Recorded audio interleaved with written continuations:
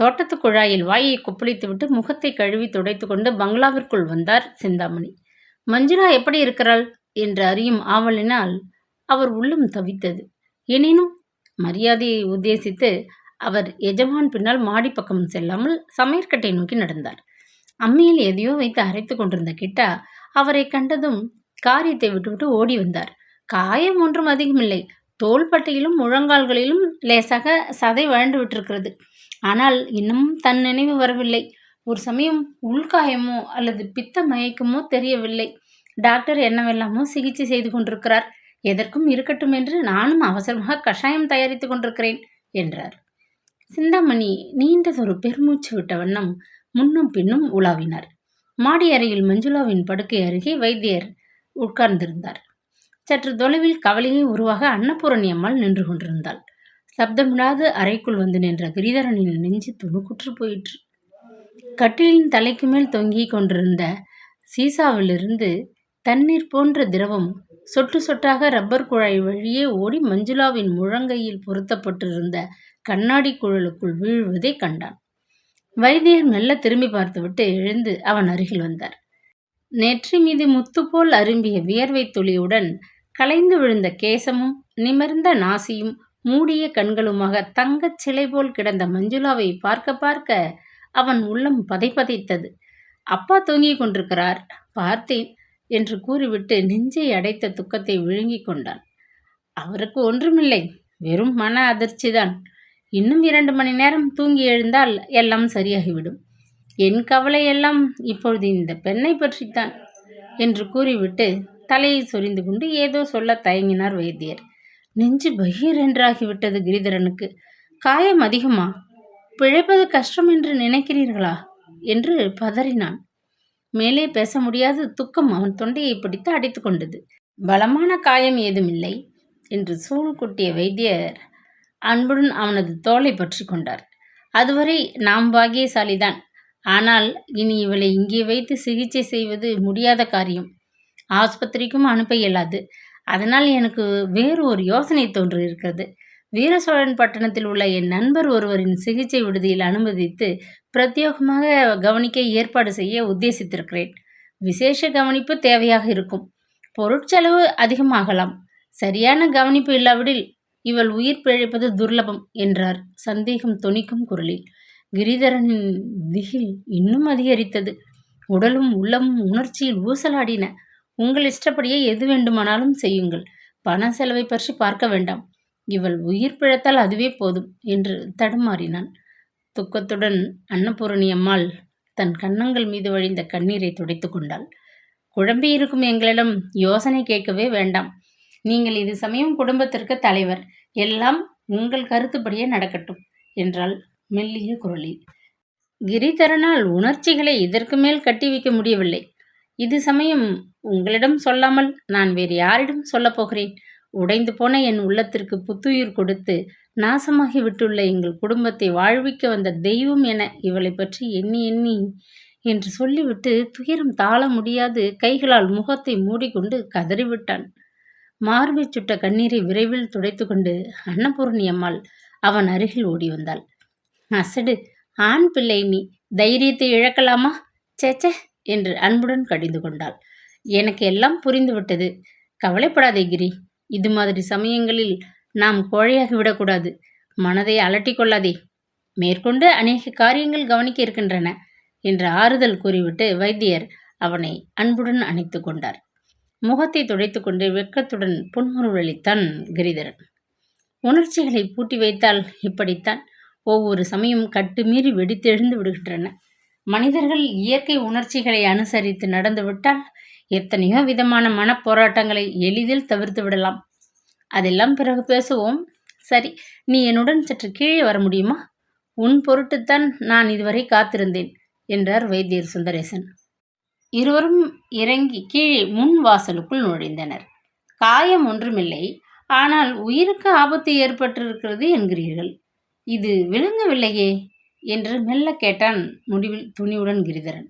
புரியும்படி சொல்கிறேன், அவசரப்படாதே. முதலில் உன் சிற்றன்னையிடம் நான் கொஞ்சம் பேச வேண்டும். நடந்தது அனைத்தையும் விவரமாக பெரியம்மா எனக்கு சொல்லிவிட்டார்கள். கதவை திறந்து அவர்களை முதலில் வெளியே விடு என்றார் வைத்தியர். கிரிதரன் வெக்கி நெஞ்சு பதறிப்போய்விட்டான். நான் மிகவும் மிருகத்தனமாகத்தான் நடந்து கொண்டு விட்டேன். ஆனால் எனக்கு வேறு வழி இருக்கவில்லை. இதுவரை என் சிறிய அன்னையை நிமிர்ந்து கூட நான் பார்த்தவன் இல்லை. மட்டு மரியாதையின்றி ஒரு வார்த்தை சொன்னதில்லை. என்றைய தினம் அவர்கள் என் தந்தையை மணந்தார்களோ அன்றே அவர்கள் என் எண்ணத்தில் பெற்ற தாயின் மதிப்பை பெற்று விட்டிருந்தார்கள்.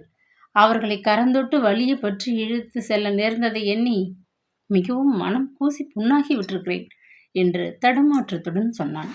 வைத்தியர் அவன் முதுகை தட்டி கொடுத்தார். உன்னை நான் நன்றாக அறிவேன். எனக்கு விளக்கம் தேவையில்லை. நீ எல்லளவும் பிசகு செய்யவில்லை. காட்டில் திரிய வேண்டிய கொடும் புலியை மக்கள் சமுதாயத்திலே அலைய விட முடியுமா? காட்டில்தான் அதை விட்டு வைக்க வேண்டும் என்றார் நிதானமாக. இதன் பிறகு வேகமாக பின்கட்டிற்கு விரைந்த கிரிதரன் சிற்றன்னை இருந்த அறையின் கதவை திறந்து விட்டான். பின்னால் தொடர்ந்து வந்த வைத்தியர் அந்த அறைக்குள் தலையை நீட்டி, தயவு செய்து வெளியே வருகிறீர்களா? உங்களிடம் ஒரு வார்த்தை பேச வேண்டும் என்றார் மெதுவாக தாழ்ந்த குரலில். இரவு முழுவதும் கோபமே உருவாக அறைக்குள் உலவிக் கொண்டிருந்த சௌமினி அங்கு ஒரு மூலையில் கிடந்த முக்காலி மீது உட்கார்ந்திருந்தாள். இவர்களை கண்டதும் அவள் கண்களில் கோபக்கனல் பற்றியது. வைத்தியரை வெறித்து பார்த்துவிட்டு துள்ளி கொண்டு வெளியே வந்து நின்றாள். தாங்கள் போட்ட திட்டம் எவ்வளவு தூரம் நிறைவேறி இருக்கிறது என்பதை அறிய வெகு ஆவலுடையவர்களாக இருப்பீர்கள் என நம்புகிறேன். சென்னை செல்லும் பாதையில் ஜெகதீசன் கார் விபத்துக்குள்ளாகி ஆஸ்பத்திரியில் இப்பொழுது அனுமதிக்கப்பட்டிருக்கிறான். மஞ்சுளாவிற்கு காயம் ஏதுமில்லை. ஆனால் மிகவும் அபாயகரமான நிலையில் இருக்கிறாள். அவளுக்கு கடுமையான விஷம் கொடுக்கப்பட்டிருக்கிறது என ஊகிக்கப்படுகிறது. என்ன விதமான விஷம் என்று தெரிந்தால் சிகிச்சைக்கு சுலபமாக இருக்கும் என்றார் மிகவும் அதிகாரம் தொனிக்கும் குரலில் வைத்தியர். அச்சமின்றி தலையை நிமிர்த்தி அகங்காரமாக ஒரு பார்வை பார்த்தாள் சௌமினி. என்னிடம் கேட்டால் எனக்கு என்ன தெரியும்? தற்கொலை செய்து கொள்ள அவளை எதை தின்று வைத்தாளோ, காதல் போட்டியில் இவன் என்னென்ன சூழ்ச்சி செய்தானோ என்று உரிமை விட்டு முகத்தை அப்பால் திருப்பிக் கொண்டாள். ஸ்ரீமதி நாராயணன், உங்களைத்தான். எனக்கு எல்லாம் தெரியும். உண்மையை சொல்லிவிட்டால் பின்னால் ஏற்பட போகும் அவமானகரமான சம்பவங்களிலிருந்து தாங்கள் தப்ப முடியும் என்று கர்ஜித்தார் சுந்தரேசன் ஓங்கிய குரலில். இதை கேட்டதும் சௌமினியின் முகம் வெளுத்து விட்டது. உதட்டை கடித்து கொண்டாள். நடுங்கிய கரங்களை இறுக மூடிக்கொண்டு கலவரத்தை சமாளித்து கொண்டாள். எல்லாம் அறிந்த ஈஸ்வரன் நீர் பிறகு என்னை கேட்பானேன்? இந்த வீண் மிரட்டல் எல்லாம் என்னிடம் செல்லாது என்று சீற்றத்துடன் சீறினாள். இனி நான் அதிகம் வாதாடப் போவதில்லை. என் நண்பரின் மனைவி என்ற கருணை காட்டவே விரும்பினேன். அதை தாங்கள் ஏற்க மறுக்கிறீர்கள். பரவாயில்லை. இனி நடக்க வேண்டிய முறையை சட்டப்படி அனுசரிக்கப் போகிறேன். நீங்கள் சொல்லாவிட்டாலும் என் வைத்திய அறிவு ஓரளவு சொல்கிறது. ருசி கண்ட பூனை உரிக்கு உரி தாவும் அல்லவா? ஒரு முறை கையாண்டு வெற்றி கண்ட அதே முறையைத்தான் மறுதடவையும் சந்தர்ப்பம் வரும்பொழுது கொலையாளி உபயோகிப்பான் என்பது மனோதத்துவம் கண்ட உண்மை என்றார் கடுமையாக.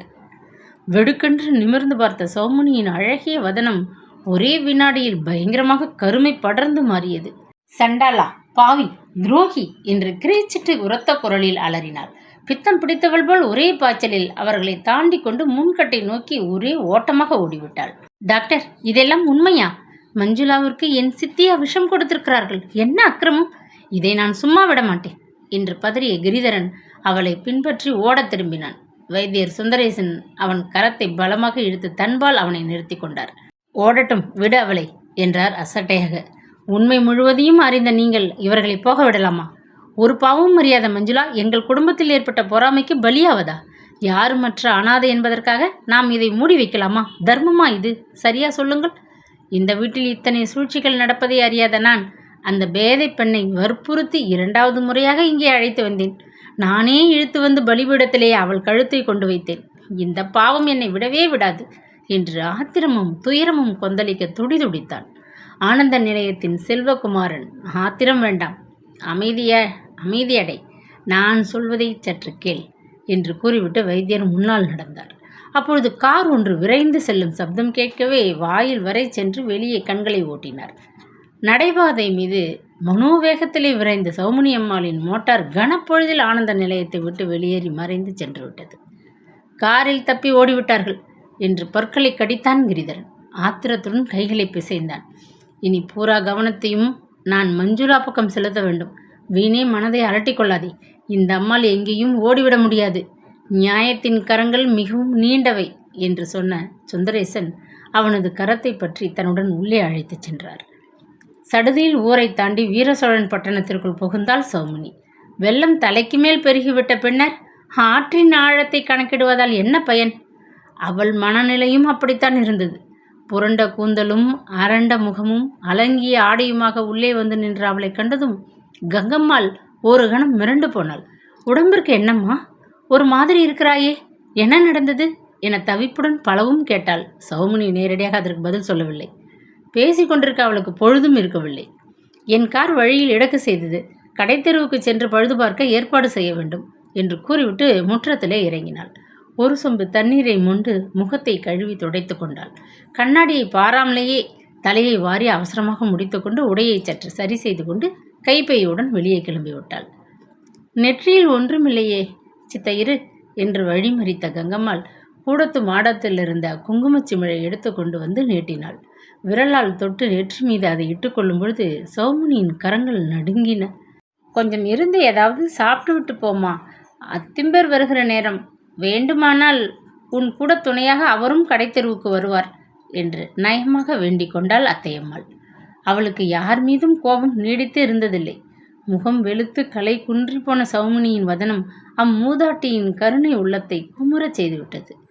வீட்டில் ஏதோ சண்டை போல இருக்கிறது, கோபத்துடன் புறப்பட்டு வந்திருக்கிறாள் என தனக்குள் எண்ணிக்கொண்டு சூடாக கொஞ்சம் காஃபி எடுத்து வர சமையல் அறைக்குள் சென்றாள். ஆனால் சௌமினி அதற்குள் 2 தெருக்களை தாண்டி விரைந்து சென்று மறைந்து விட்டாள். வழியில் எதிர்ப்பட்ட ஒரு வாடகை டாக்ஸியை அமர்த்தி அதில் ஏறிக்கொண்டு ஆசனத்திலே தலையை சாய்த்து கொண்டாள். சொக்கலாகிவிடும் போல் அழுத்திய தலைபாரத்தை அவளால் தாழ முடியவில்லை. ரயில் நிலையத்தில் 2ஆம் மணி அடிக்கும் சமயம் ஓடி வந்து அந்த நேரத்தில் புறப்படவிருக்கும் வண்டிக்குள் சிரமப்பட்டு ஏறி உள்ளே வந்தாள். அந்த பெட்டிக்குள் நிறைய இருந்த ஸ்திரீகள் யார் மீதும் அவள் கவனமும் கருத்தும் செல்லவில்லை. கதவின் ஓரத்திலே நின்றபடி கட்டுப்படுத்த இயலாத ஒரு விசித்திர உணர்ச்சியால் உந்தப்பட்டு வீரசோழன் பட்டணத்து ரயில் நிலையத்தை பார்த்து கொண்டே இருந்தாள். ஓ என்று கூச்சலிட்ட வண்டி வேகமாக நகர்ந்தது. புகைவண்டி நிலையத்தின் முடிவிலே தெரிந்த இலுப்பை தோட்டமும் அதன்பின் நீல வானத்தை நோக்கி நிமிர்ந்து நின்ற கோயில் கோபுரமும் மரங்களிடையே பளிச்சிட்ட பள்ளிக்கூடத்தின் கட்டடமும் அவள் கண்கள் கண்டு பழகியிருந்த ஒவ்வொன்றும் வேகமாக அவளை விட்டு எதிர்ப்புறம் நகர்ந்தோடின. மேலே பார்த்து கொண்டு நிற்க முடியாதபடி கண்ணீர் அவள் பார்வைக்கு திரையிட்டது. மனவேதனை நெஞ்சை பாறாங்கல்லாக அமுக்கவே தாளமாட்டாது அவள் விம்மி விம்மி அழுதுவிட்டாள். பச்சாதாபப்பட்ட உள்ளம் பாவத்தை கழுவ பெருக்கிய கண்ணீர் அல்லது. மனம் உருகி அவள் யாருக்காவேனும் அனுதாபப்பட்டு இது நாள் வரை அழுத அறியாள். பரிதாபத்துக்குரிய தன் நிலையை எண்ணி தன் பொருட்டே தான் அது சமயம் சௌமினி அழுதாள். அஸ்தமிக்கும் சமயம் இடையே ஒரு நிலையத்தில் வண்டி சற்று நேரம் நின்றது. அவளுக்கு வண்டியில் உட்கார்ந்திருக்க இருப்பு கொள்ளவில்லை. கால்கள் பரபரத்தன. சற்றென்று கீழே இறங்கி வெளிச்சம் குறைவாக இருந்த ஓரிடத்தில் போடப்பட்டிருந்த ஆசனம் ஒன்றில் உட்கார்ந்து கொண்டாள். தான் எங்கே போகிறோம் என்ற நினைவே இல்லாததனால் அவள் வெகு நேரம் பித்து பிடித்தவள் போல கற்சிலை என உட்கார்ந்து விட்டாள். யாரம்மா அது? எந்த வண்டிக்கு போக வேணும் என்று கூலியால் ஒருவன் அதட்டி கேட்டதும் அப்போதுதான் அவளுக்கு இந்த உலக நினைவு வந்தது. திடுக்கிட்டு எழுந்து விழித்து கொண்டு பார்த்தாள். சென்னை செல்லும் வண்டி அந்த நிலையத்தை விட்டு சென்று வெகு நேரமாகிவிட்டிருந்தது. அட, மோசம் போனுமே என்று வருந்தினாள். அவள் எண்ணிய எண்ணம் ஈடேறவில்லை. சில்லென்று வீசிய காற்று உடலை நடுக்கவே சேலை தலைப்பை இழுத்து தலைவரை போர்த்தி கொண்டு விடுவிடுவென்று நடந்தாள். என்றுமே அவளுக்கு குழப்பம் கொடுத்த அவளது வருங்காலம் போல் எங்கும் இருள் கவிந்து கொண்டிருந்தது. பாதரட்சைகளை கூட அவள் வண்டியிலேயே விட்டுவிட்டிருந்தாள். தண்டவாளங்களின் பக்கத்திலே அவள் நடந்த பொழுது அங்கே நிலவி இருந்த சிறு கற்கள் அவளது மெல்லிய பாதங்களை உறுத்தி நோகச் செய்தன. இதுவரை அவள் நடந்தே அறியாள். அசட்டையாக மேலே நடந்து கொண்டே இருந்தாள். கடந்து போன வாழ்வில் குறுக்கிட்ட பல சம்பவங்கள் அவள் மனக்கண் முன் ஒன்றன் பின் ஒன்றாக ஓடி மறைந்து கொண்டிருந்தன. துயரமும் கோபமும் உள்ளத்திலே மாறி மாறி கொந்தளித்தது. பெருத்த ஏமாற்றம் பெருமூச்சாக எழ அவள் மேலும் தன் நடையை துரிதப்படுத்தினாள். தன் இன்ப வாழ்விலே குறுக்கிட்ட பல பேர்களையும் எண்ணி மனம் வெகுண்டு நெஞ்சு பதைபதைக்க கைப்பையை இறுக பிடித்து கொண்டு வேகமாக மேலும் நடந்தாள். போ போ போ, விரைவாக போ என்று யாரோ கூவது போல் ஒரு பேரிரைச்சல் அவள் காதுகளை தாக்கியது. கண்களை கூசும் அளவுக்கு பெரிய வெளிச்சம், அவ்வளவுதான் அவளுக்கு தெரியும். அதற்கு பின்னர் இருள், எங்கும் ஒரே அமைதி. சிறிய நகரமாகிய ஜலங்கண்டானில் திடுக்கிடும் சம்பவங்கள் ஏற்படுவது வெகு அபூர்வம். எனவே பல தினங்கள் சென்றுவிட்ட போதிலும் ஸ்ரீமான் நாராயணனின் அழகிய மனைவியின் கோரமான முடிவை மக்கள் மறக்கவில்லை. கடைத்தெருவிலும் திண்ணை ஓரத்திலும் நின்று வம்பு மூட்டையை அவிழ்த்து வாய் வலிக்க பேசினார்கள். பத்திரிகை, வானொலி இவற்றை விட வாய்க்கு வாய் தாவிய வம்பு பேச்சு பலவித கதைகளாக உருவெடுத்து எங்கும் பறந்தது. கேட்க சகிக்காத பலவும் கேட்டு கிரிதரன் உடல் கூசி மனம் நொந்து போய் விட்டான். இந்த சில தினங்களில் ஒரேடியாக நாலாபுரமும் அவனை பற்றி கொண்ட பல பொறுப்புகள் அன்று அவன் உற்சாகத்தை உறிஞ்சி விட்டான். ஒரே இரவில் பல வயதை கடந்து விட்டவன் போல் ஏற்பட்ட தளர்ச்சி அவன் உடலை பாதித்தது. முகக்கலை குன்றி சோகத்தின் சுமை தாழ முடியாது நடைப்பயணம் போல அவன் நாட்களை ஓட்டி கொண்டிருந்தான். வைத்தியர் வீட்டு முன் அறையில் விளக்கு மங்கலாக எரிந்து கொண்டிருந்தது. சுவர் ஓரமாக கிடந்த பிரம்பு நாற்காலியில் சுந்தரேசன் அமர்ந்திருந்தார். அவரது அருமை நண்பர் வேதாந்தம் இன்னொரு ஆசனத்தில் உட்கார்ந்திருந்தார். வைத்தியரின் தர்ம பத்தினி அப்பொழுதுதான் தயாரித்த சூடான வாழைக்காய் பஜ்ஜிகளை ஒரு தட்டில் கொண்டு வந்து வைத்துவிட்டு போயிருந்தாள். உபச்சாரத்தை எதிர்பார்க்காத வேதாந்தம் அவற்றை ஒரு கை பார்ப்பதில் முனைந்து விட்டார். இச்சமயம் கிரிதரன் தயங்கிக் கொண்டு உள்ளே வந்தான். ஏன் அழைத்தார், என்ன சொல்லப் போகிறார் என ஒன்றுமே அவனுக்கு விளங்கவில்லை. ஒரு சமயம் மஞ்சுளாவின் உடல்நிலை பற்றி பேச அழைத்திருப்பாரோ? அவள் பிழைக்க மாட்டாள் என்று கூறுவதற்கு இந்த பூர்வ பீடிகையா? கலக்கத்துடன் வைத்தியர் சுட்டிக்காட்டிய நாற்காலியில் வந்து உட்கார்ந்து கொண்டான். பூஜாவில் இருந்த காப்பியை டம்ளரில் நிறைத்து அவனிடம் நீட்டினார் சுந்தரேசன். உணவும் உல்லாசமும் அவனுக்குத்தான் பல நாட்களாக வேம்பாகிவிட்டனவே. இருப்பினும் மறுக்காமல் வேண்டா வெறுப்பாக பருகிவிட்டு டம்ளரை அப்பால் வைத்தான். சுந்தரேசன் தமது தொண்டையை கனைத்து கொண்டார்.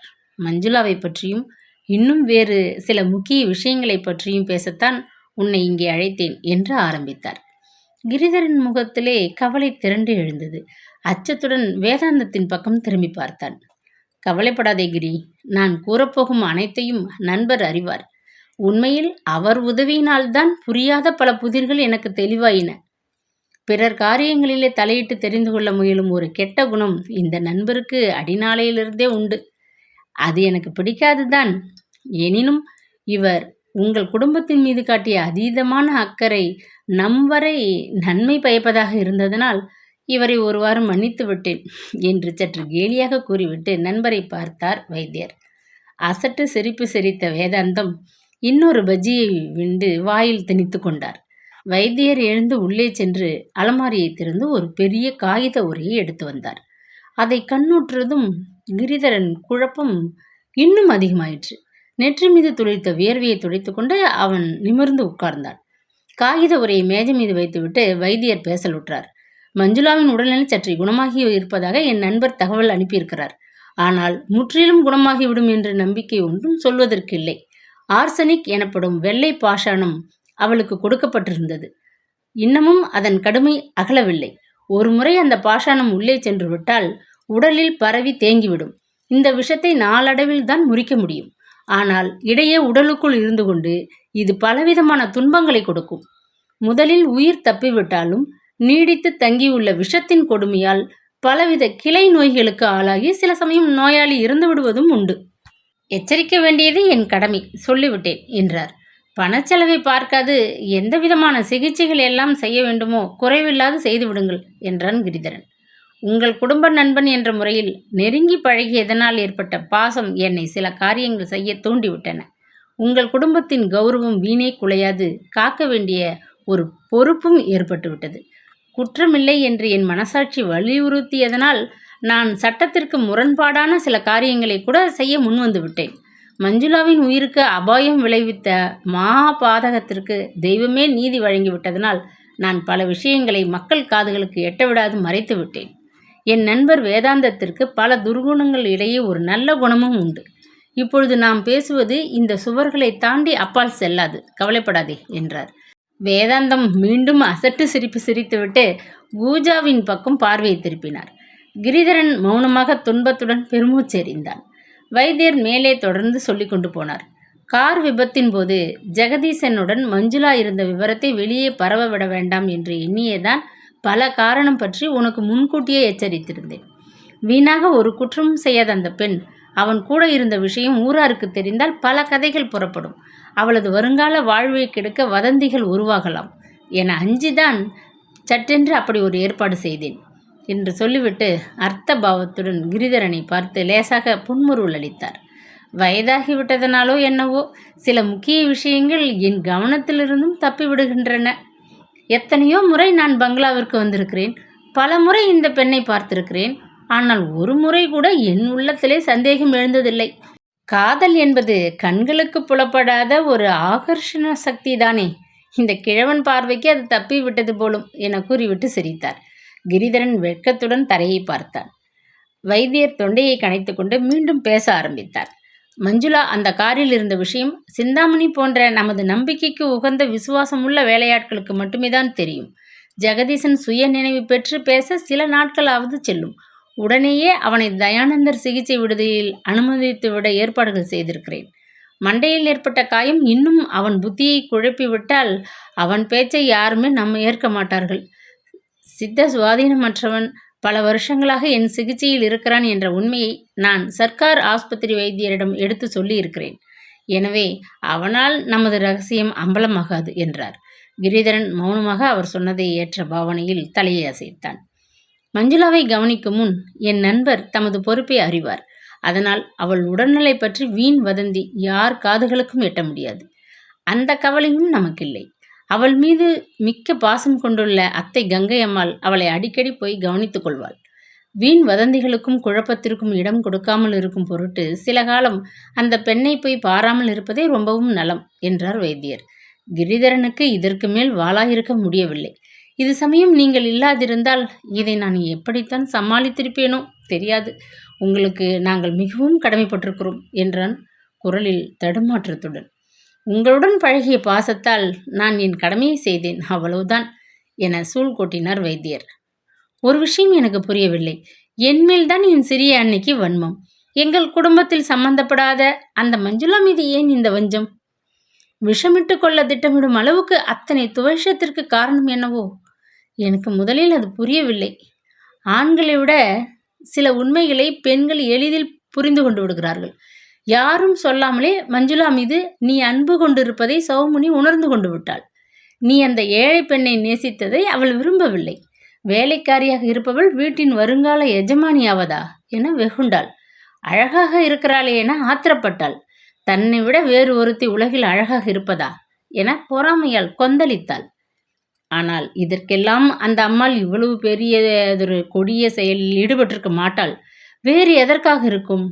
எத்தனை யோசித்த போதிலும் முதலில் எனக்கும் விளங்கவில்லை. நேற்று முதல் நாள் தான் நான் மஞ்சுளாவை பார்க்க போயிருந்தேன். அபாய நிலை தாண்டி ஆள் அடையாளம் தெரிந்து பேசும் நிலையில் இருந்தாள். பேச்சு கொடுத்தேன். அதிலிருந்து நிகழ்ந்த பலவும் எனக்கு விளங்கின. உன் சிறிய அன்னைக்கும் சுவாமிநாதனுக்கும் இடையே நடந்த ஒரு சம்பாஷணை அரைகுறையாக மஞ்சுளாவின் காதில் ஒரு நாள் பட்டுவிட்டது. மஞ்சுளாவிற்கு அது என்ன என்று கூட விவரம் தெரியாது. ஆனால் மஞ்சுளா கேட்டுவிட்டாள் என்பதை உணர்ந்த சிறிய அன்னை பயந்து விட்டாள். நமது ரகசியம் அறிந்த இவள் உயிருடன் இருப்பதே ஆபத்து என்று அவளுக்கு திகில் ஏற்பட்டுவிட்டது. பரிசுகள் கொடுத்து பாசம் காட்டினாள். பகட்டாக பேசினாள். அன்பை அள்ளி வீசினாள். அத்துடன் பாலிலும் பழச்சாற்றிலும் விஷத்தை ஊட்டினாள். பார்வைக்கு இந்த வெள்ளை பாஷாணம் சர்க்கரை போல் இருக்கும். பழச்சாறு போன்ற திரவத்திலே அதன் சுவையே தெரியாது. கரைந்து கொள்ளும் சுபாவம் உடையது. முன்கூட்டி சிந்தித்து கொலைக்கு துணியும் பாதகர்கள் அநேகமாக இம்மாதிரியான விஷயங்களைத்தான் நாடுவது வழக்கம். பெரிய அளவில் ஒரே முறையில் கொடுத்த ஆளை சில மணி நேரத்தில் கொன்றுவிடவும் முடியும். ஆனால் அது சந்தேகத்தை எழுப்பிவிடுமே. எனவே தேர்ந்த கொலைகாரர்கள் இந்த விஷத்தை தினசரி சிறிது சிறிதாக உணவில் மாதக்கணக்கில் உள்ளே ஏற்றிக்கொண்டே இருப்பார்கள். பேங்கில் போட்ட பணம் போல் விஷமும் உள்ளே குவிந்து கொண்டு தனது கொடுமையை மெல்ல துவக்கும். அஜீரணம், பித்தம், இரத்த சோகை என்று வைத்தியர்கள் கூட ஏமாந்து விடுவார்கள். வெளிப்படும் அறிகுறிகளும் அப்படித்தான் இருக்கும். நாளடைவில் உடல் நலிந்து உணவு உட்கொள்வது நின்று வாந்தி, மயக்கம் முதலியன ஏற்பட்டு இரத்த சோகையால் பீடிக்கப்பட்டு நோயாளி முடிவில் இறந்து விடுவான். மஞ்சுளாவிற்கு நீடித்த முறையில் இந்த விஷம் பல நாட்களாகவே கொடுக்கப்பட்டு வருகிறது. ஆனால் அதற்குள்ள அந்த அம்மாளுக்கு அவசரம் தாழ முடியவில்லை. கடைசி முறையாக அளித்த பானத்திலே கொஞ்சம் அதிகமாகவே புகுந்து விட்டாள். அதனால தான் அன்று மஞ்சுளா உயிரிழக்கும் அபாய நிலையை அடைந்து விட்டிருந்தாள் என்றார் சுந்தரேசன். கிரிதரன் இதையெல்லாம் கேட்டு மெய் சிலிர்த்து போய்விட்டான். அவனால் நம்பவே முடியவில்லை. அவன் சிறிய அன்னை அத்தனை கூடிய பாதகியா? வைத்தியர் மேலே பேசிக்கொண்டே போனார். ஜெகதீசன் அன்று இரவு மஞ்சுளாவிடம் கூறிய அத்தனை விஷயங்களையும் அவர் தம்முடைய விரிவுரையுடன் சேர்த்து கோவையாக சொன்னதை கேட்டு அவன் நடுநடுங்கி போய்விட்டான். எத்தனை பொறாமை, என்ன திட்டங்கள், எத்தனை வஞ்சம், என்ன கொடுமை என அதிசயித்து ஸ்தம்பித்து போய்விட்டான். சந்திராவின் கால் ஊனமானதற்கும் அவள் இளவயதிலேயே மரணமடைய நேர்ந்ததற்கும் தொடர்ந்து அவளை பலமுறை தாக்க முயன்றதற்கும் இன்னும் நடந்த பல சம்பவத்திற்கும் நான் ஜெகதீசனை குற்றம் கூற முடியாது. அவனே சித்தம் பேதலித்தவன். உணர்ச்சியை தூண்டிவிட்டால் மிருகமாகி விடுவான், கொலை புரிவான் என்ற உண்மையை உணர்ந்து அவன் மீது பாசம் காட்டுவதாக பாசாங்கு செய்து தன் இஷ்டப்படி ஆட்டி வைத்தாள் உன் சிறிய அன்னை. அவள் மேல்தான் நாம் குற்றம் காண வேண்டும். ஆனால் இனி அதற்கும் இடமில்லை. இறந்தவர்கள் மீது தொடர்ந்து துவேஷம் பாராட்டுவது மனிதத்தன்மையின் பண்பு அல்ல என்றார்.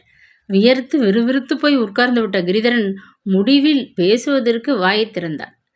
அவர்களுடைய தோட்டத்திற்கு இது ஒவ்வாத செய்கைதான். எல்லாம் கதை போல் இருக்கிறது, அதுவும் நடக்க முடியாத கதை போல் இருக்கிறது என்றான் வியப்புடன். உண்மையானது கதையை விட ஆச்சரியமானது. எனினும் அந்த அம்மாளுக்கு இது ஒன்றும் புதிதல்ல. இதே கலையில் கை தேர்ந்து பழகிய புள்ளி அவள். அதற்கு ஆதாரங்கள் இருக்கின்றன. மற்ற விஷயங்களை இனி நண்பர் வேதாந்தம் சொல்லுவார் என்று கூறிவிட்டு அந்த காகித உரையை அவன் அருகே நகர்த்தினார் வைத்தியர். நடுங்கும் விரல்களுடன் அதை எடுத்து உள்ளிருந்த ஒரு கத்தை காகிதத்தை எடுத்து பிரித்து பார்த்தான். அவையெல்லாம் பத்திரிகைகளிலிருந்து கத்தரித்து எடுத்து தேதி வாரியாக தொகுத்து வைக்கப்பட்டிருந்த குறிப்புகளாக இருந்தன. தன் சிறிய அன்னையின் புகைப்படத்தையும் சுவாமிநாதனது புகைப்படத்தையும் ஆங்காங்கே இடையே கண்டதும் அவன் மிகவும் திடுக்கிட்டு போய்விட்டான். இதை பிற்பாடு விவரமாக படித்தால் நான் சொல்வது எல்லாம் உண்மை என்று உணர்வீர்கள் என்று ஆரம்பித்தார். இதுவரை மௌனமாக இருந்த வேதாந்தம் இந்த ஊருக்கு வந்த புதிதில் முதலாக சௌமுனி அம்மாளை நான் இந்த டாக்டர் வீட்டில்தான் சந்தித்தேன். அந்த முகம் எங்கேயோ பார்த்த முகமாக இருக்கவே என்னால் அமைதியாக இருக்க முடியவில்லை.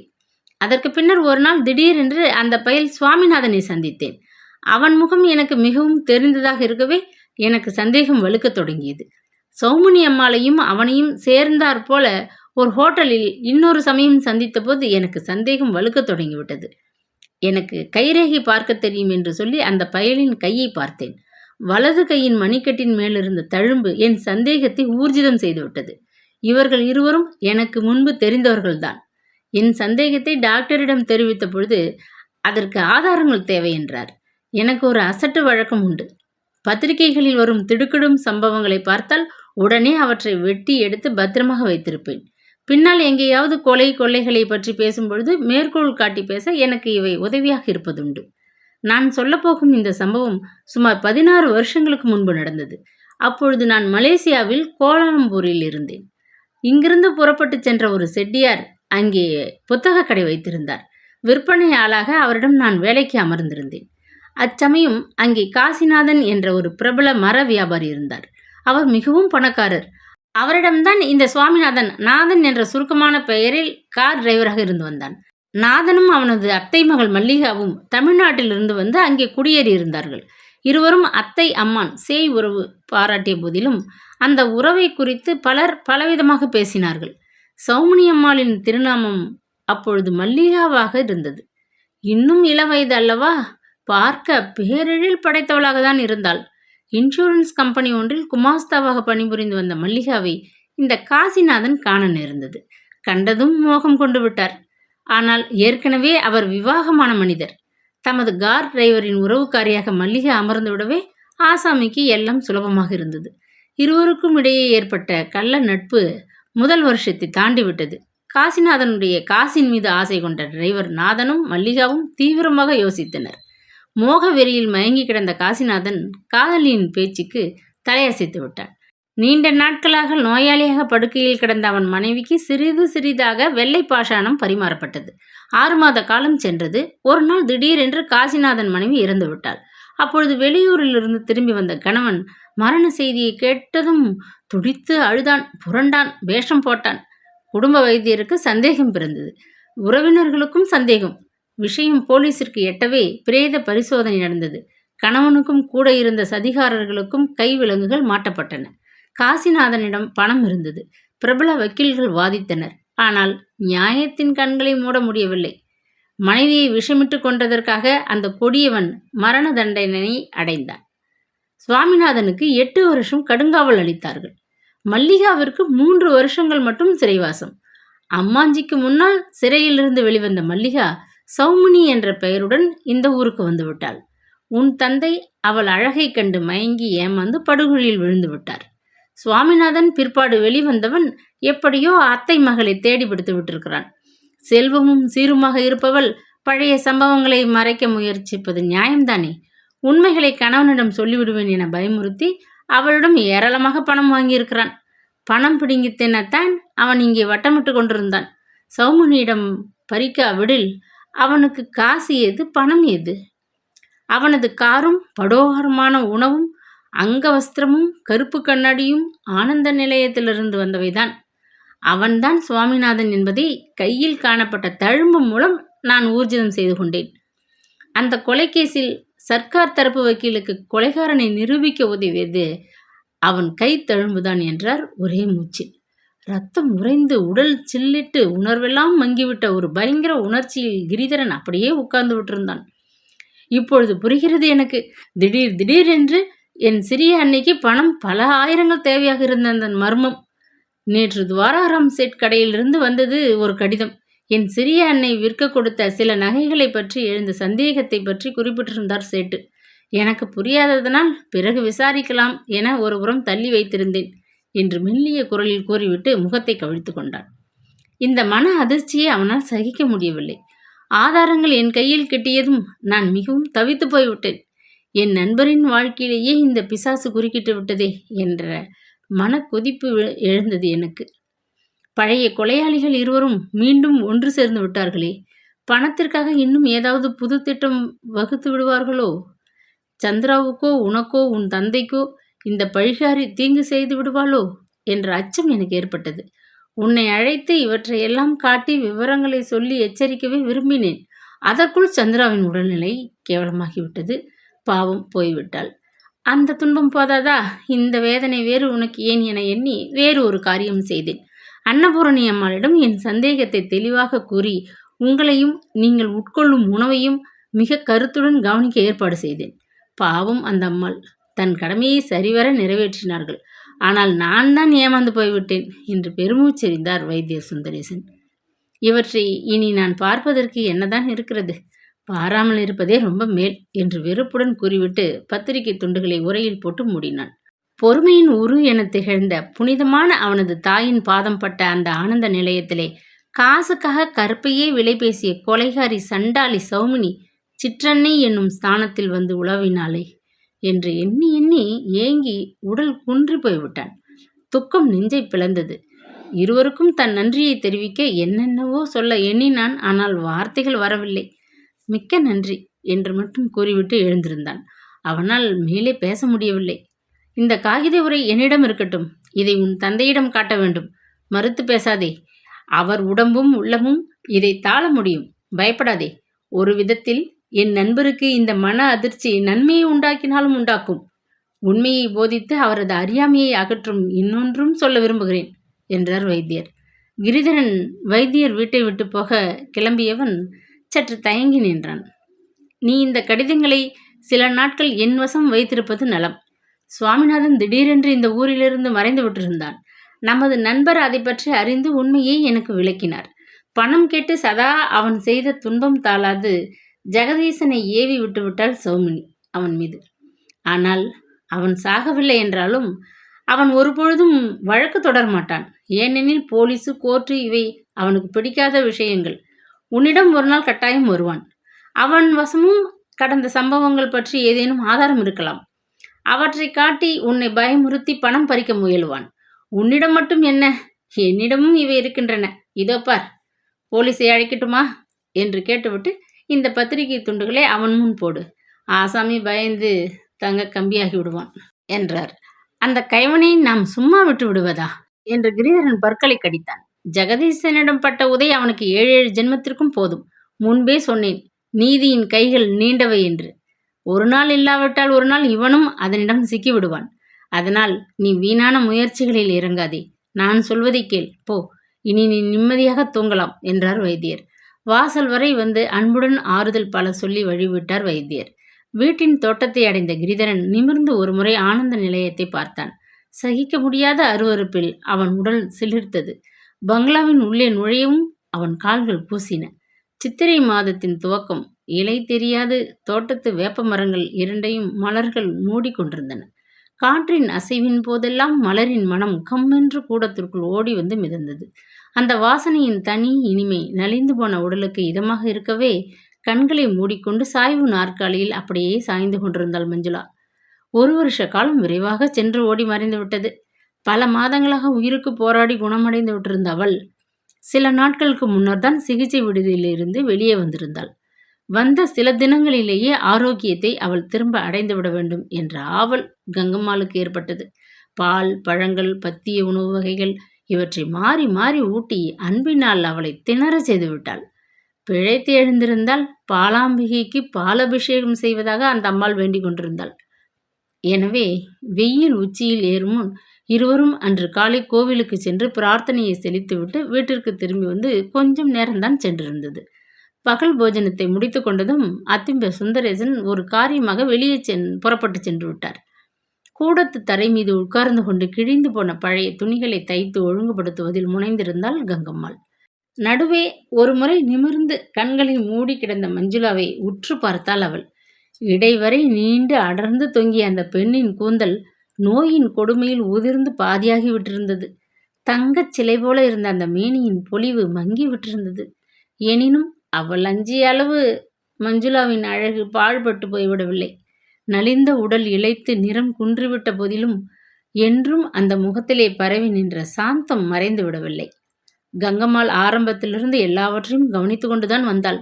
வைத்தியரிட்ட கட்டளை ஒருபுறம் இருக்க, மஞ்சுளா மீது அவள் கொண்டிருந்த மற்றற்ற அன்பின் காரணமாக இந்த ஒரு வருஷத்தில் அவள் சிகிச்சை விடுதிக்கு நடந்த நடை கொஞ்சம் நஞ்சமல்ல. நோயின் கடுமையினால் சருமம் கருத்து முகம் முழுவதும் வீங்கி புண்ணாகி தோல் வெந்து போய்விட்ட கோரத்தை கண்டு கங்கம்மாள் கலங்கி போய்விட்டாள். இந்த ஏழை பெண்ணுக்கு அழகு மட்டும் எதற்கு என்று விதி சதி செய்கிறதா? பிழைத்து எழுந்தால் கூட பிரயோஜனமில்லாத அளவு இவள் குரூபியாகி விடுவாளோ, உருக்குலைந்து போய் விடுவாளோ என எண்ணி கவலையினால் உள்ளூர மிகவும் தவித்து கூட போய்விட்டாள். நல்ல வேளையாக அப்படியெல்லாம் ஒன்றும் நிகழவில்லை. படிப்படியாக எல்லாம் நாளடைவில் குணமடைந்து விட்டது.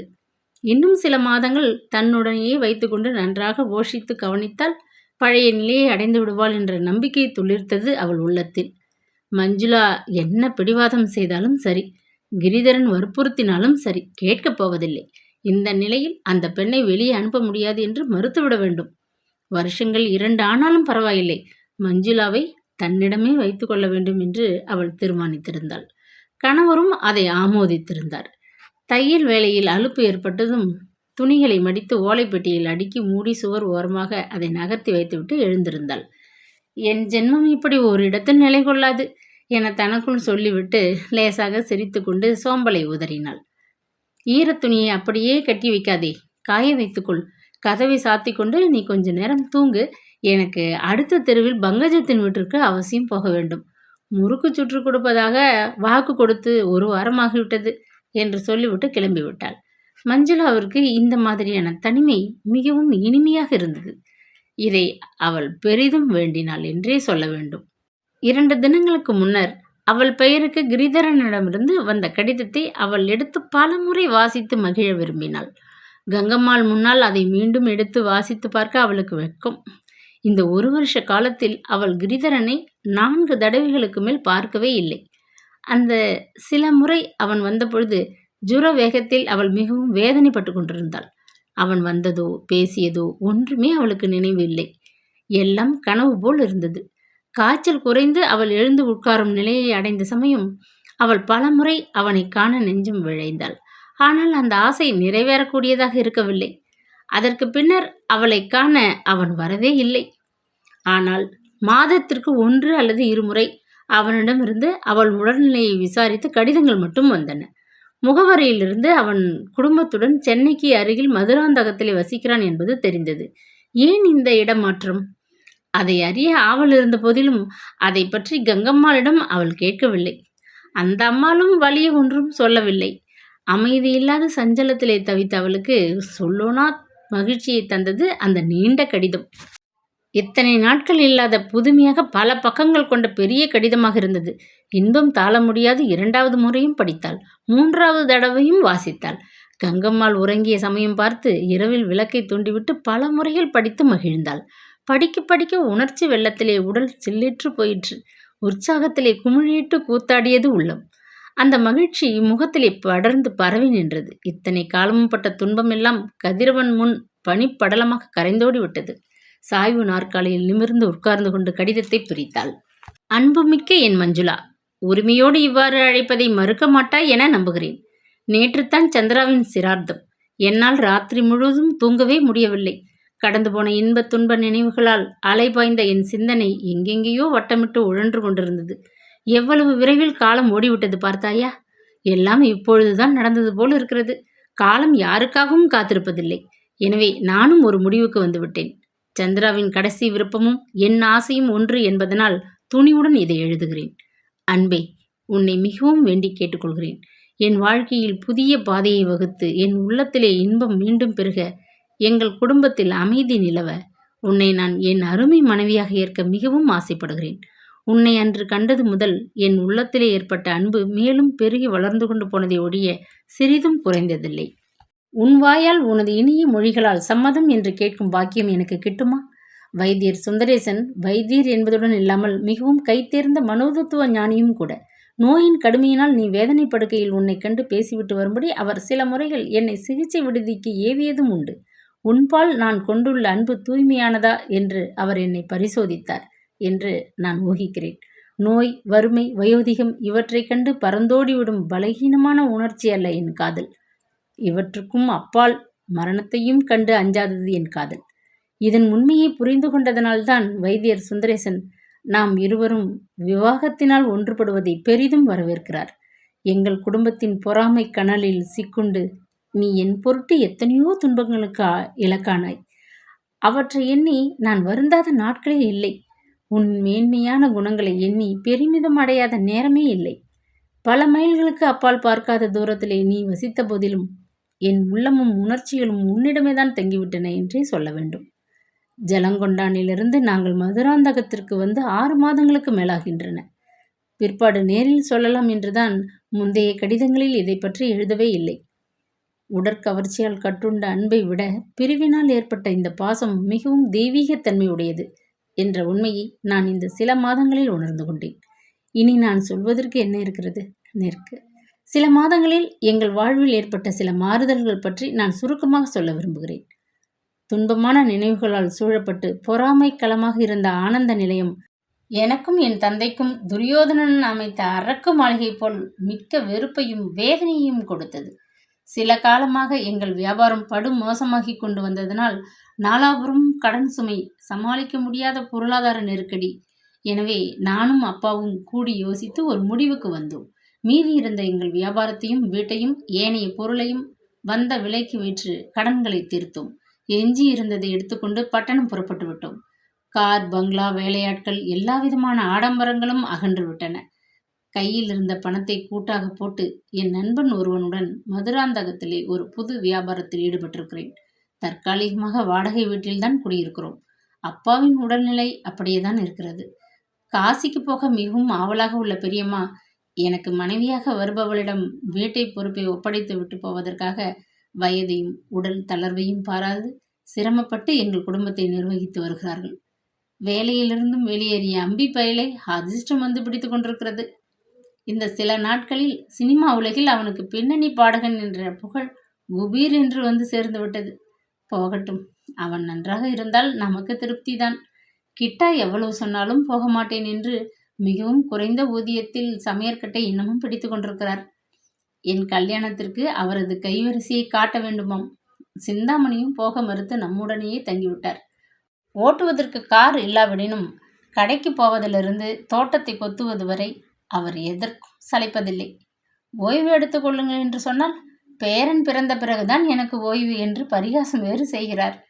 துணிவுடன் வஜ்ரவேலு ஒரு வெற்றிலைப்பாக்கு கடை முதலியாளியாக மாறிவிட்டிருக்கிறான். ஜெகதீசன் தற்சமயம் தயானந்தர் சிகிச்சை விடையில்தான் இருக்கிறான். முன்போல் அவனிடம் அந்த மூர்க்க குணம் இல்லை என்றாலும் சித்தம் அதிகம் கலங்கி விட்டிருக்கிறது. குணமாக பல ஆண்டுகள் ஆகுமாம். எனினும் சிகிச்சைக்கும் அவனது சௌகரியத்திற்கும் வேண்டிய பொருட்செலவை நான் மனமுவந்து ஏற்றுக்கொண்டு வேண்டிய ஏற்பாடுகள் செய்துவிட்டேன். அது என் கடமை. ஜெகதீசனது சித்தப்பிரமை அவனது தாய் வழியில் வந்த நோய் என்பதனையும் இங்கு குறிப்பிட விரும்புகிறேன். செல்வமும் அந்தஸ்தும் நம்மை இனி பிரிக்க முடியாது. அப்பாவுக்கும் இதில் பூரண சம்மதமே. எனவே நான் எதையும் ஒழிக்கவில்லை. நான் ஆரம்பித்துள்ள வியாபாரம் பெருகி நாம் வருங்காலத்திலே சுகமடைவோம் என்ற நம்பிக்கைதான் என் ஆஸ்தி. என் அன்பு ஒன்றுதான் உனக்கு நான் அளிக்கும் கல்யாண பரிசு. மற்றவை நேரில். உன் அன்பன் கிரிதரன். பல முறை படித்தாள் மஞ்சுளா. உணர்ச்சி வெள்ளத்திலே கண்களை நீர் மறைக்க அந்த கடிதத்தை மார்புடன் இறுக அணைத்து கொண்டு சந்தோஷம் தாழ முடியாது அழுது விட்டாள். சற்று நேரம் சென்றது. வாயிற்கதவு தட்டப்படும் சப்தம் கேட்கவே திடுக்கிட்டு எழுந்து கண்களை துடைத்து கொண்டாள். கடிதத்தை மடித்து உரைக்குள் திணித்து அலமாரியில் பத்திரமாக வைத்துவிட்டு கூந்தலை அள்ளி முடிந்து கொண்டு ஓடி கதவை திறந்தாள். உள்ளே வந்து நின்றான் கிரிதரன். அவனுக்கு உடனே பேச முடியவில்லை. முகம் சிவந்து நெஞ்சு படபடக்க பேசாமல் நின்று கொண்டிருந்தான். உணர்ச்சியில் ஊசலாடி கொண்டிருந்த மஞ்சுளாவும் ஒரு கண நேரம் ஊமையாக நின்றாள். கைக்குட்டியால் முகத்தை துடைத்து கொண்ட கிரிதரன் சங்கோஜத்துடன் புன்முறுவல் அளித்துவிட்டு, வழியில் பஸ் நிலையத்தில் அத்திம்பரை பார்த்தேன். வீட்டுக்கு போகின்ற அனுப்பினார். அடுத்த வாரம்தான் சிகிச்சை விடுதியிலிருந்து வீட்டுக்கு வரப்போவதாக எழுதியிருந்தார்கள். இது எதிர்பாராத சந்திப்பு, ஆனால் மிக்க இனிய சந்திப்பு என்றான் உணர்ச்சி வசத்தில் பரபரப்புடன். அத்தை கூட வெளியில்தான் போயிருக்கிறார்கள் என்று தயக்கமாக நாணத்துடன் மெல்ல கூறிவிட்டு நிமிர்ந்து அவனை அன்பு கனிய பார்த்தாள். அவள் இருதயம் வெடித்துவிடும் போல் இன்பம் தாளாது நெஞ்சும் பூரித்து விம்மியது. நான் வருவதை பற்றி எழுதியிருந்தேன். வேண்டுமென்றுதான் வெளியே போனார்களோ அல்லது எதிர்பாராத நிகழ்ச்சியோ தெரியவில்லை. எனினும் இது சமயம் நான் தனிமையாகத்தான் வார்த்தையாட விரும்புகிறேன் என்று கூறிவிட்டு கூடத்திற்குள் வந்தான். சமையல் அறைக்குள் விரைந்து குளிர்ந்த தண்ணீரை ஒரு டம்ளரில் நிறைத்து கொண்டு வந்து முக்காலி மீது வைத்துவிட்டு சங்கோஜத்துடன் முகத்தை திருப்பி கொண்டு நின்றாள் மஞ்சுளா. என்ன பேசுவது என்று அவளுக்கு ஒரே குழப்பம். வெட்கம், மகிழ்ச்சி, பயம் என்ற பல உணர்ச்சிகளும் அவளை ஒரேடியாக பிடித்து கொண்டு விட்டன. இப்படி உட்கார். இன்னும் என்ன வெட்கம்? உன்னிடம் பேசத்தான் பல மைல்களுக்கு அப்பாலிருந்து இந்த பதைக்கும் வெயிலில் ஓடி வந்திருக்கிறேன் என்று அன்புடன் கூறிய கிரிதரன் நாற்காலி ஒன்றை இழுத்து போட்டான் அவளுக்காக. மஞ்சுளா தரையை பார்த்து கொண்டு உட்கார்ந்தாள். அவன் சொல்லப்போவதற்கு முன் உள்ளத்தில் கிளுகிழுத்த இன்பத்தின் சுமை தாளாது அவள் நெஞ்சு துடித்தது. இதயத்தின் பிடியில் சிக்குண்டு தவித்தாள் அவள். கிரிதரன் தொண்டையை கனைத்து கொண்டான். என் கடிதத்தை பார்த்திருக்கலாம். நான் எல்லாவற்றையும் அதில் சொல்லிவிட்டேன். ஒளிவு மறைவின்றி என் உள்ளத்தை திறந்து காட்டிவிட்டேன். இனி பேச வேண்டியவள் நீதான் என்றான் அன்பு கலந்த தாழ்ந்த குரலில். மெய் சிலிர்த்து போன மஞ்சுளா மெல்ல நிமிர்ந்து அவனை பார்த்தாள். அவளால் ஒன்றுமே பேச முடியவில்லை. இன்ப உணர்ச்சியில் அவள் உள்ளம் நிறைந்து விட்டிருந்தது. கலங்கி நின்ற கண்களில் அன்பு பொங்கி வழிந்து கொண்டிருந்தது. ஒரே ஈட்டில் அவள் அருகே நெருங்கி அவளது மலர் கரங்களை வாரி தன் கரங்களில் எடுத்துக்கொண்டான். இடது கை விரலை அழகு செய்த பச்சைக்கல் மோதிரத்தை கண்டதும் அவன் முகத்திலே புன்னகை அரும்பியது. அவன் சொல்ல வேண்டியதை கோடிக்கணக்கான இன்ப எண்ணங்களை தன்னுள் அடக்கி கொண்டு மின்னிய அந்த மோதிரம் பூண்ட மின் கரத்தை தன் கன்னத்துடன் மெத்தன பொருத்தி கொண்டு இன்ப பெருமூச்செறிந்தாள். மகிழ்ச்சி நிறைந்த இந்த மௌனத்திலே நேரம் நழுவி கொண்டிருந்தது. சொல்லி வைத்தாற்போல் சந்தடி செய்யாது வீட்டினுள் வந்த அத்திம்பேர் சுந்தரேசன் தொண்டையை கனைத்தார். அப்பொழுதுதான் இந்த உலகத்தின் நினைவு இருவருக்கும் வந்தது. மேலத்திரு முத்துவிடம் சொல்லிவிட்டு வந்தேன். அன்னபூர்ணி எத்தனை நாட்கள் தான் காசி யாத்திரையை ஒத்தி போடுவாள்? சீக்கிரமாக விவாகத்திற்கு ஒரு முகூர்த்தம் வைக்க சொன்னேன். முத்துவுக்கு நல்லா ஆகி வந்த கை என்று கூறிவிட்டு பரிகாசமாக சிரித்து கொண்டே, இருங்கள் இதோ வந்து விட்டேன் என்று உடனே மாடி பக்கம் சென்று விட்டார். கணவனை தொடர்ந்து உள்ளே வந்த கங்கம்மாள் முகத்தில் மகிழ்ச்சி தாண்டவமாடியது. சொல்லாமலே எல்லாம் அவளுக்கு தெரிந்து விட்டதனால் அவள் தன் மடியில் கொண்டு வந்த ஒரு காகித பொட்டலத்தை அவிழ்த்து ஒரு தட்டிலே கொட்டினாள். பங்கஜம் வீட்டு தோட்டத்தில் பூத்த இந்த மல்லிகை முக்குகளை உனக்காக பறித்து கொண்டு ஓடி வந்தேன். கொஞ்சம் டிஃபன் ஏதாவது செய்து கொண்டு வருகிறேன். இதை கட்டி தலையில் வைத்துக்கொள் என்று கூறிவிட்டு தட்டை மஞ்சுளா முன் வைத்துவிட்டு புழக்கடை பக்கம் சென்று விட்டாள்.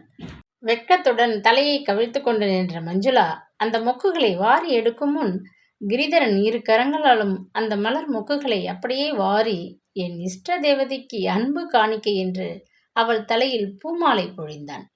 உலகித்து எழுந்த அவ்விருவரின் சிரிப்பு வீடெங்கும் ஒலித்தது.